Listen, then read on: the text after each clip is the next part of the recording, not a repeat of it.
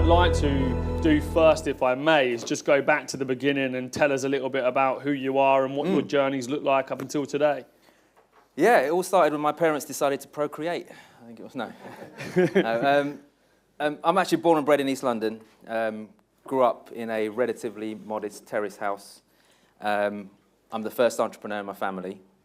Didn't always start off that way. I remember as early as 7 years old being bullied at school for clothes I wore secondhand, hand-me-downs from my brother.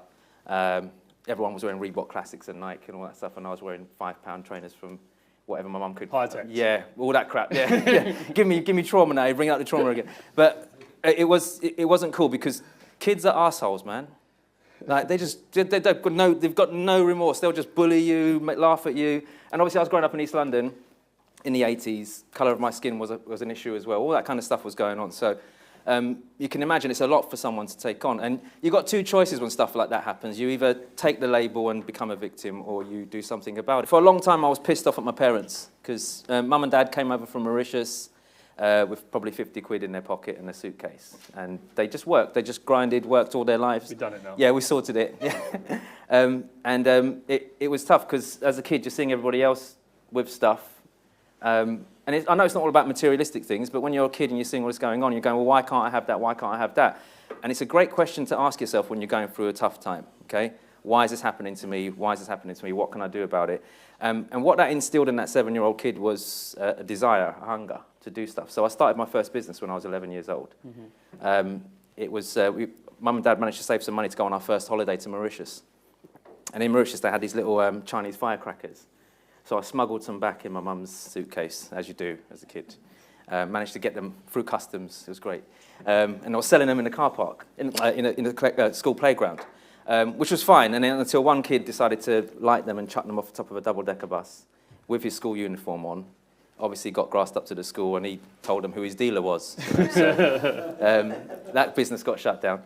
Then I thought, what else can I do? And we used to have a tuck shop at school, and I don't know if you can remember tuck shops in schools. So they used to sell sweets and chocolates during the playtime. I went, my mum's got a stash of that in the cupboard under the stairs, so I used to nick them. I'm not painting a good story for myself. I sound like some East London thief, but I used to take them from my mum, repurpose them, should we say, and sell them in the playground. And I got caught, and obviously that got shut down. So that's my other business that got shut down. But my first real business lesson, because I was just hungry, no one's teaching you this stuff in school, was when I was 15 years old. I didn't actually get the lesson until I was older, but retrospect, joining the dots backwards is great. At 15 years old, I walked into a mobile phone shop down East Ham High Street. It was back when phones were just starting to get trendy. I don't know if anyone's young enough to remember the Nokia changing faces, and there's a few nods going on, yeah, giving away your age, but it's all good.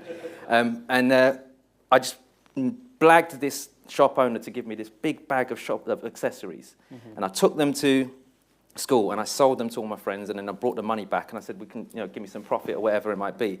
And I gave him this wad of cash, and he peeled off like a tenner or something, I think it was, and I was like, is that all I'm going to get?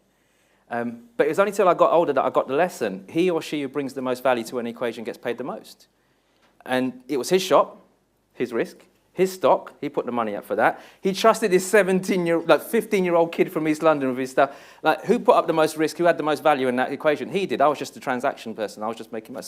So you learn all these things as you're growing up, but as you're going through school, no one teaches you about business. No one teaches you this stuff. Like I said, I'm the first person in my family to do that. But as with any family, parents, they want the best for you, so they'll tell you go through the education system, go and get schooled, go and do all that kind of stuff.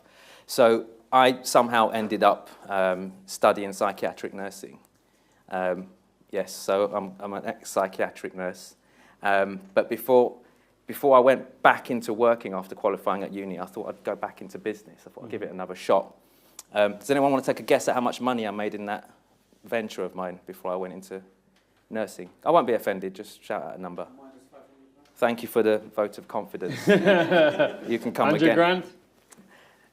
Minus £65,000 I made in 3 months. But the reasons were very simple. As in the industry that I went into was think about it, I was a newly qualified nurse who just started a tile and bathroom warehouse. What the fuck was a nurse doing opening that? But I was just hungry. I wanted to do something. Yeah. Sometimes when you're naive, you just make poor decisions. And a friend of mine said, you can buy really cheap stuff from China, bring it over, you can sell it, blah, blah, blah, all that stuff. And I was competing against places like Plumbase and all these other places, and I'm like, what did I know about that industry? And it tanked. So lesson number one in business, use what you already know. What do you already know? I mean, I train people all over the world, and they say, Jess, I've got this great idea, it's going to take over Uber. And I'm like, fantastic. Have you got any experience in app development? No, okay. Have you got any experience in the taxi industry? No. So now you've got 3 hurdles you need to jump. You need to learn about apps, you need to learn about the taxi industry, and you need to learn how to run a business. But if you use what you already know, you've only got to learn how to run a business.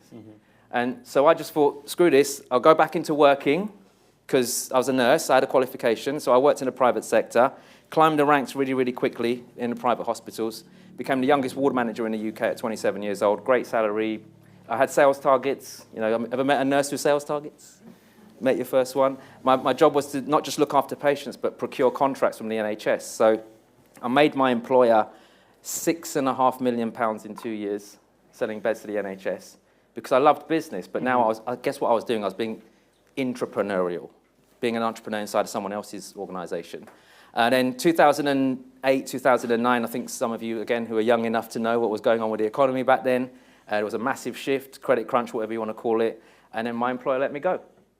It was cheaper for them to let me go than to keep me on, which was baffling to me. But you know, things happen for a reason, and I thought, what am I going to do now? Either go back into employment. And by the way, I used to work for a company called Signet Healthcare, which is the second to the Priory Group. I don't know if you heard of the Priory Group of hospitals before, yeah?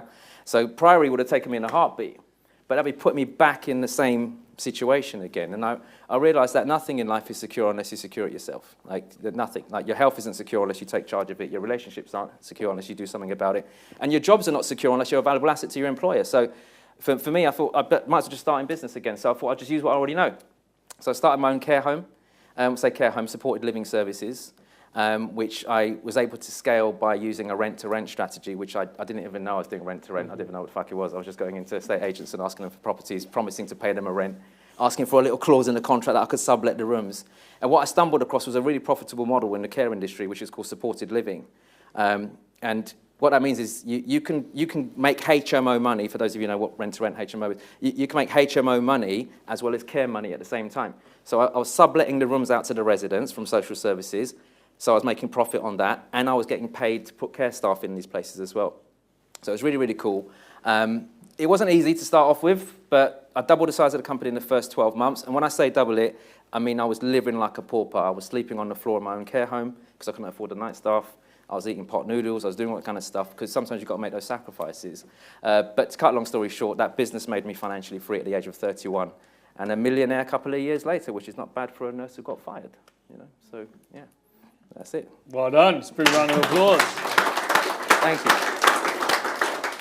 So 31, what was your next move? So you made some good money, financially free. When did you enter into the training and development space? That was a bit later. Yeah, that was in so that was probably about 2 or 3 years later, because I went through this bout of buying businesses for no money, because I realized that I had a lot of people saying to me, how did you become financially free from your business? Well, processes, systems, you know, delegation, all that kind of stuff. But a lot of business owners don't understand that.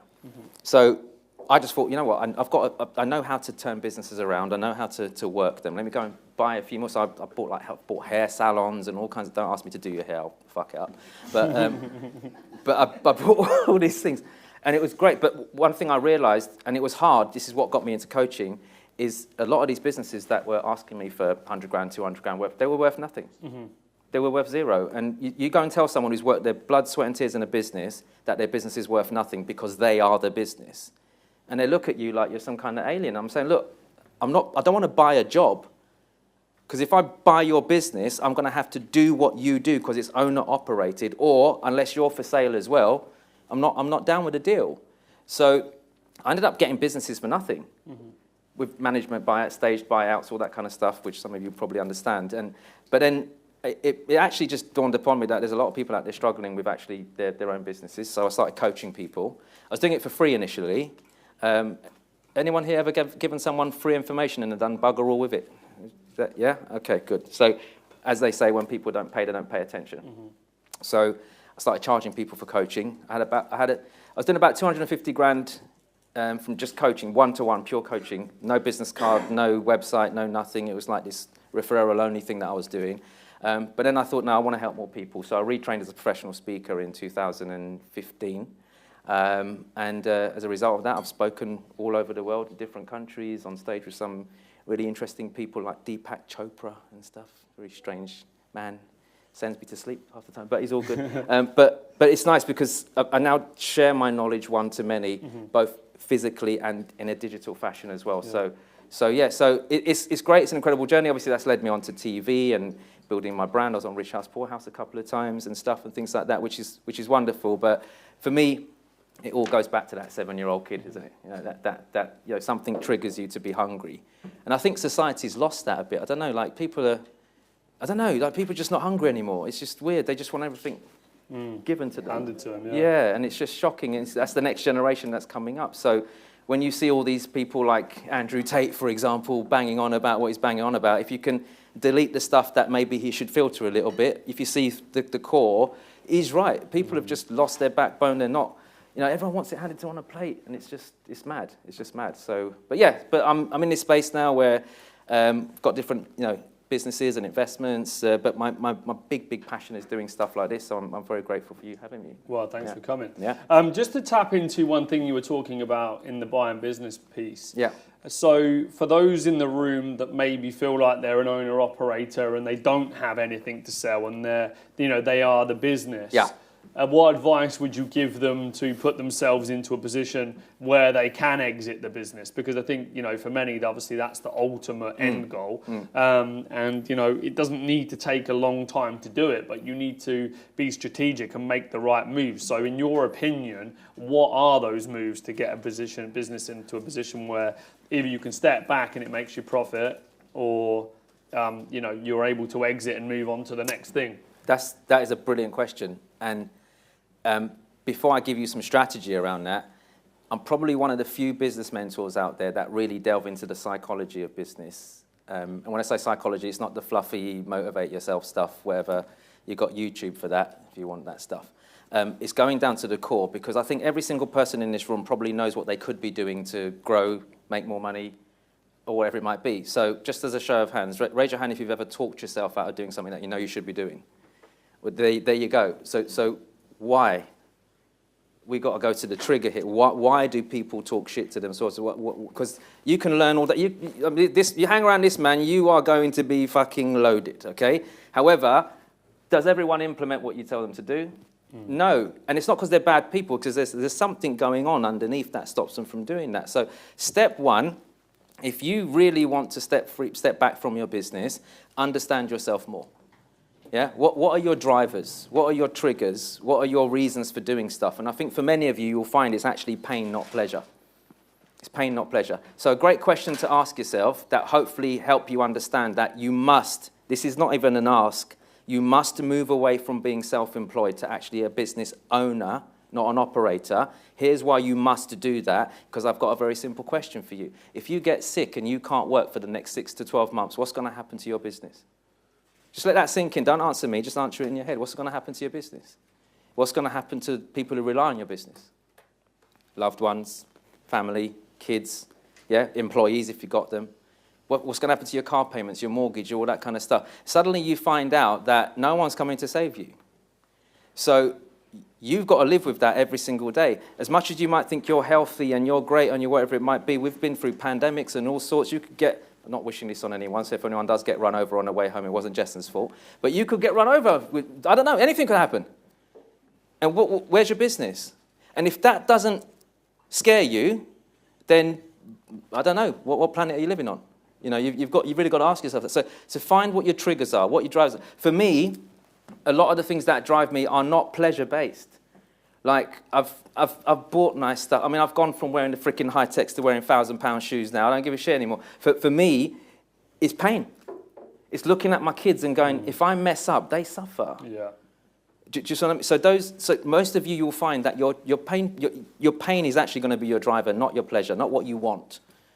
Because all of you want more, I get that. But there's no pain attached to it, which is why people are comfortable nowadays. You know what I mean? So first of all, find out what your triggers are. Are you at risk?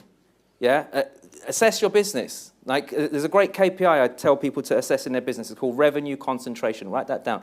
Revenue concentration. How much of your income is derived from one product or service or a particular client? Let me give you an example. If you're a contractor in this room, for example, and most of your income comes from one contract, what happens if that contract gets pulled tomorrow? What happens to your business model? You're fucked, exactly. So your revenue concentration is too high. You should be operating on about 60% revenue concentration. The other 40% comes from different product services or clients. Because if you lose that 60%, you've still got 40% to play with. But if all your eggs are in one basket, you're screwed. Why did restaurants close down during lockdown? Because they refused to do takeaway. Because their revenue concentration was 100% tables and chairs. I mean, there were pubs who even adapted. They were selling pints through the fucking windows. Do you see what I mean? But it's true, but because they understood revenue concentration. So if you can understand what your driver is, look at revenue concentration and go, right, am I at risk here? Because like my whole business is at risk if all of my products come from, all my sales come from one source. Then I need to do something about that, diversify that income, add more product pipelines, add more things to what you do. So once you've done that, then I want you all to write down your vision.